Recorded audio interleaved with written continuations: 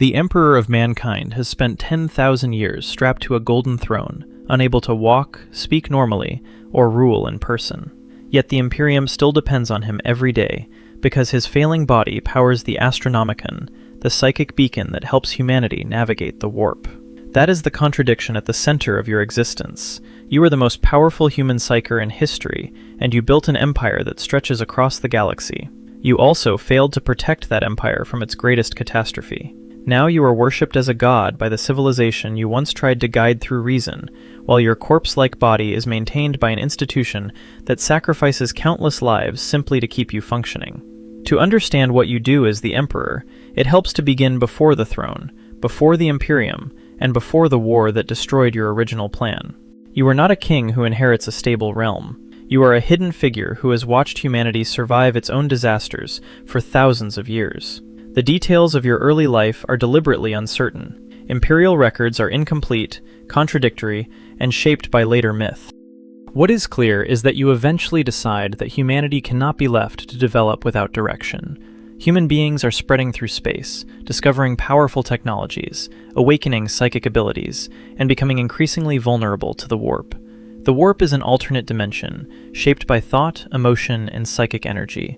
It allows ships to cross distances that would otherwise make a galaxy-spanning civilization impossible. It is also inhabited by entities that feed on those same emotions. The four great chaos powers are the most dangerous of these entities. They grow through violence, excess, despair, ambition, and corruption. But the warp does not behave like a simple physical ecosystem. It is unstable, symbolic, and hostile to any civilization that depends on it. Humanity has already suffered one major collapse because of this danger. During the age of technology, human civilization creates advanced machines, colonizes distant worlds, and connects much of its population across the stars. Then, a combination of events tears that order apart. Warp storms isolate human worlds. Rebellious artificial intelligences contribute to catastrophic wars. Psychic powers become more common. Entire regions lose contact with one another. By the time the Age of Strife ends, the human worlds are no longer one civilization. Many are ruled by warlords, isolated regimes, alien powers, or the remnants of old technology. Some worlds are primitive. Others possess weapons they no longer understand. Humanity remains widespread, but it is divided and vulnerable. This is where your public history begins. You emerge openly on Terra, the planet later called Holy Terra, and take control of the shattered human homeworld. The Unification Wars are brutal. You defeat rival rulers and bring the planet under one government. You also create the first tools of the new Imperium, genetically engineered warriors, specialized armies, and a political structure built around your authority. The next stage is the Great Crusade. Its purpose is to reunite the scattered human worlds. In principle, that sounds like exploration and diplomacy. In practice, it is a military campaign. Worlds that accept Imperial rule may be incorporated. Worlds that resist are attacked. The Imperium offers a single human civilization, but it does not offer every population the freedom to reject that civilization.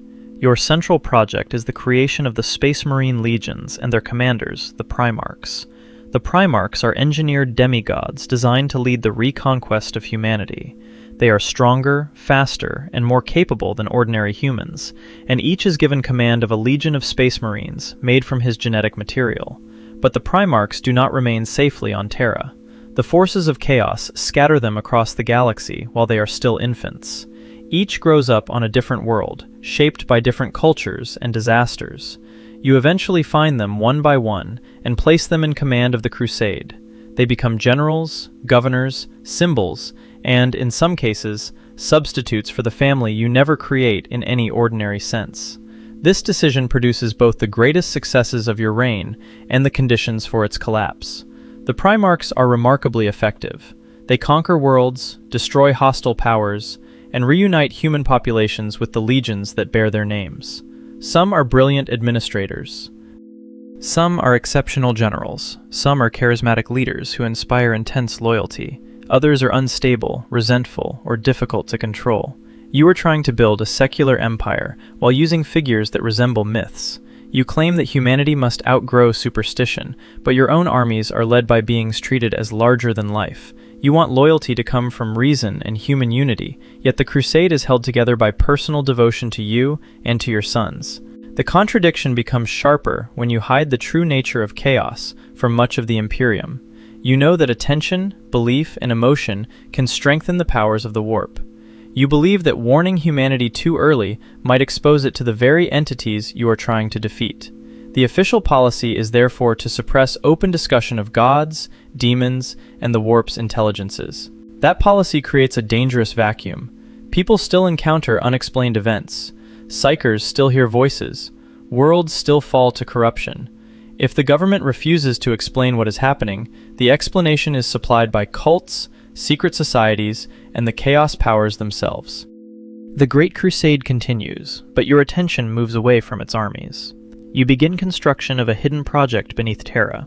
Its purpose is linked to the Webway, an ancient network of passages through the warp that can connect distant places without relying on ordinary warp travel.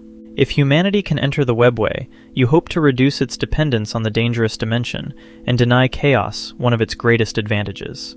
This project is so important that you eventually return to Terra and place the Crusade under the authority of your favored Primarch, Horus. Horus becomes War Master, the senior commander of the Imperial forces. The appointment is meant to give the Crusade a clear leader while you concentrate on the future infrastructure of humanity. The result is not stability, it is distance. Many Primarchs already feel that you use them as instruments without explaining your full intentions. Horus is given enormous authority, but he is also separated from the father whose approval he values. Other commanders question why the Emperor leaves the front lines after demanding that they conquer the galaxy in his name. Chaos exploits these weaknesses. Horus is wounded during a campaign and is exposed to influence from traitors and corrupted allies. The change does not happen because a single spell removes his free will. It develops through injury, pride, suspicion, and manipulation. He begins to believe that you intend to discard the Primarchs after their usefulness ends, and that the Imperium's future should belong to its military leaders rather than to you. Horus turns against the Imperium. Several legions follow him. Others remain loyal. The galaxy's great reunification campaign becomes the Horus Heresy, a civil war fought by the very armies created to serve you. Your original plan now works against you. The Primarchs know how the Imperium fights because you taught them. The traitor legions know its weapons, its logistics, and its command structure. They do not need to discover how to break the Empire, they only need to use its strengths against itself. The heresy spreads across human space. Loyalist and traitor forces destroy worlds, betray allies, and fracture institutions that had been built during the Crusade. Some conflicts are decided by armies. Others are decided by the corruption of a single commander or the collapse of a single defensive line. The war becomes a struggle over whether humanity will remain one empire at all. You cannot simply abandon the Webway project. When the project is damaged, warp entities begin pressing into the hidden passages beneath Terra. You are forced to stay on the Golden Throne and use your psychic power to hold the breach closed. This changes your role during the war. You are no longer freely directing every front.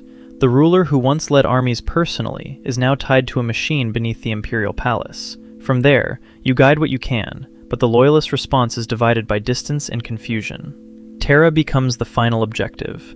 Horus brings his forces toward the Imperial Palace, while the Loyalists attempt to gather enough strength to resist him.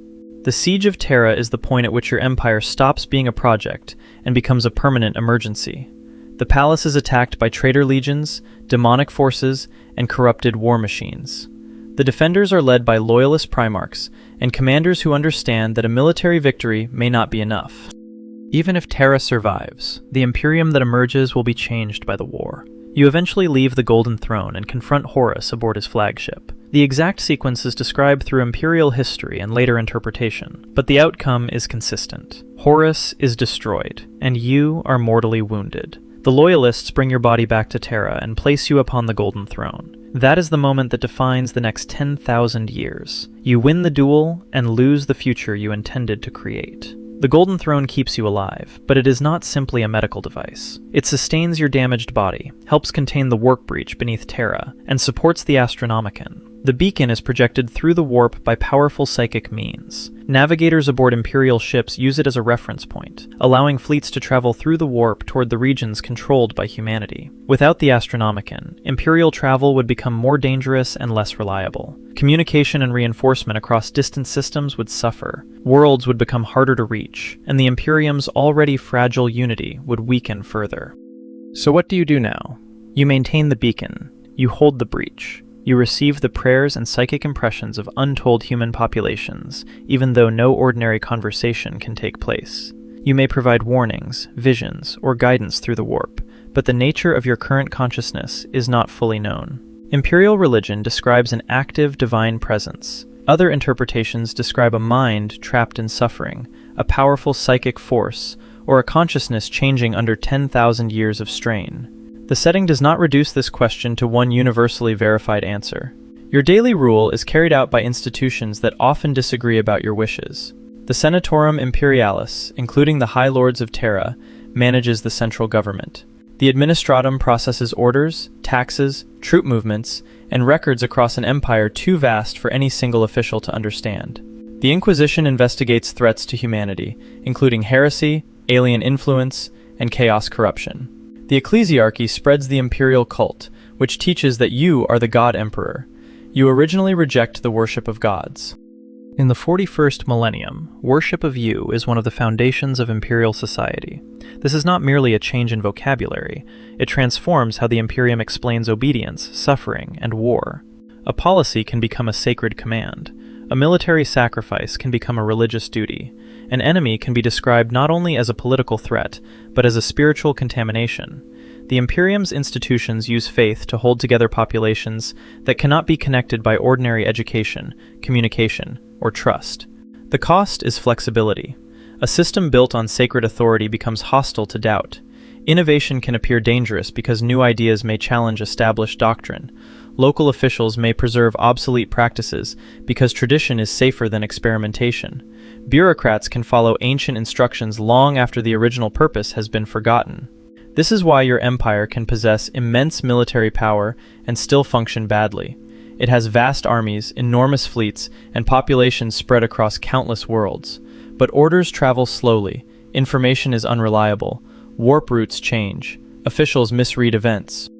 Entire planets may wait years for help, or receive assistance only after the crisis has become irreversible. The Imperium is strong because it is enormous. It is weak for the same reason. Its soldiers show the human scale of your rule. The Astra Militarum, often called the Imperial Guard, is made largely from ordinary human recruits. These soldiers fight aliens, rebels, demons, and other Imperial forces. Most are not genetically engineered heroes. They rely on discipline, artillery, armored vehicles, massed infantry, and the hope that survival is possible. The Space Marines remain elite shock troops, but they are few compared with the ordinary armies of the Imperium. Their legends can make war look like a contest between superhuman champions.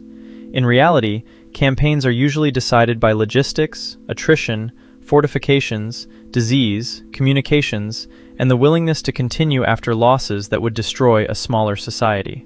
You also depend on organizations that would terrify a normal government. The Adeptus Mechanicus maintains much of the Imperium's technology.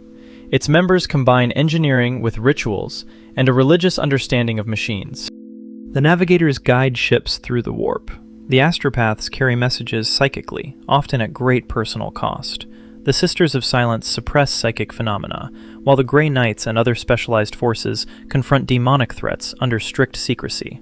These institutions do not form a clean chain of command. They are overlapping powers with their own traditions, obligations, and secrets. You created or permitted many of them, because the Imperium cannot survive without specialized knowledge. But every dependency gives another group influence over the Empire's future. Then there are the threats pressing from outside. The Orcs are violent alien species, whose societies are built around war. Their technology often appears impossible by normal standards, yet it functions through a combination of crude engineering and the psychic influence of Orc collective belief. The Eldari are an ancient species reduced by the birth of Slaanesh, one of the Chaos powers, and divided among different survival strategies. The Tau build a comparatively young expansionist empire and present a political alternative to imperial rule. though their own system has strict limits and hierarchies. The Necrons are ancient machine beings returning from long periods of dormancy. Their technology can challenge Imperial forces in ways that make ordinary military advantages irrelevant. The Tyranids arrive from outside the galaxy as vast biological swarms that consume living matter and adapt to resistance. Chaos remains both an external enemy and an internal infection, because its influence can enter through ambition, despair, hatred, and fear. The Imperium cannot defeat all of these threats permanently. It survives by containing them, redirecting them, and sometimes sacrificing one world to preserve another. Victory is often local. The wider war continues. This is the part of your role that creates the darkest contradiction. You are the symbol of human survival, but survival under your Imperium does not mean safety, prosperity, or freedom. It means that humanity remains present in a galaxy that is trying to destroy, consume, enslave, or corrupt it. A citizen may live and die without ever seeing the wider galaxy. They may work in a factory city, serve aboard a transport, farm a toxic world, or maintain a machine whose purpose has become obscure. They may never know that a fleet is fighting nearby. Their taxes, labor, and military service feed a war that has no simple front line. The official purpose is protection. The lived reality is obedience under permanent siege. Your greatest remaining responsibility is therefore not commanding every battle. It is keeping the entire structure from losing the ability to act. The Astronomican must continue. Terra must remain defended. The webway breach must be contained. The Imperium's major institutions must keep producing soldiers, ships, food, weapons, and information. The faith built around you must continue to provide a common identity, even though it contradicts the principles you once promoted. And there is one more change in your situation. In the modern era of the setting, the Imperium faces a major galactic division after the appearance of the Great Rift, a vast warp disturbance that separates large regions of human space. The exact details of how every part of the galaxy experiences that division vary, but the strategic result is clear. Communication and travel become more difficult, and many worlds are left in greater isolation. At the same time, new Imperial leadership emerges. Robute Guilliman, one of the loyalist Primarchs who survived the heresy, returns after being absent from active rule for millennia. He finds an Imperium built in your name, but operating through institutions and doctrines that do not always resemble your original plans. His return makes your failure visible in a new way. The Primarchs were designed to lead the Crusade. One of them now has to navigate an empire that is transformed into a religious, bureaucratic, and militarized state. Guilliman can make reforms and coordinate campaigns, but he cannot simply restore the past. The galaxy has changed, the enemies have multiplied, and your empire has become dependent on the very traditions that may prevent it from adapting. You remain at the center of all of it, but your control is uncertain. You may still be conscious, you may still influence events. The Astronomican still burns through the warp. Imperial saints and prophetic visions suggest that something associated with you can act beyond the throne. Yet every such sign is filtered through belief, interpretation, politics, and the strange rules of the warp. No reliable report can show the Emperor standing before the Imperium and explaining his current plan. The absence of that voice allows every faction to claim authority. Some serve what they believe you intended. Some serve the institution that speaks in your name. Some use your name to justify actions you might have opposed. That is what you do as the Emperor of mankind. You preserve humanity through a system that is harsh because its enemies are real, and oppressive because its rulers have learned to treat every danger as a reason for greater control. You power the beacon that keeps the galaxy connected, while the same psychic dimension threatens to tear that connection apart. You are worshipped as a god, after spending much of your reign trying to replace religion with rational authority. You created commanders to unite humanity, and one of them nearly destroyed it. Your greatest achievement is not that the Imperium conquered the galaxy. It is that some form of human civilization still exists after the collapse of the Old Age, the Horus Heresy, and 10,000 years of war. Your greatest failure is that the civilization surviving in your name may no longer know whether it is being preserved, imprisoned, or slowly consumed by the methods used to protect it. On the Golden Throne, you cannot simply choose a new path and announce it to the species that depends on you. You can only hold the beacon, resist the breach, and remain the center of an empire that has outlived its original design. The Emperor of mankind still rules the Imperium, But in the 41st millennium, ruling means keeping the light on long enough for humanity to find another day.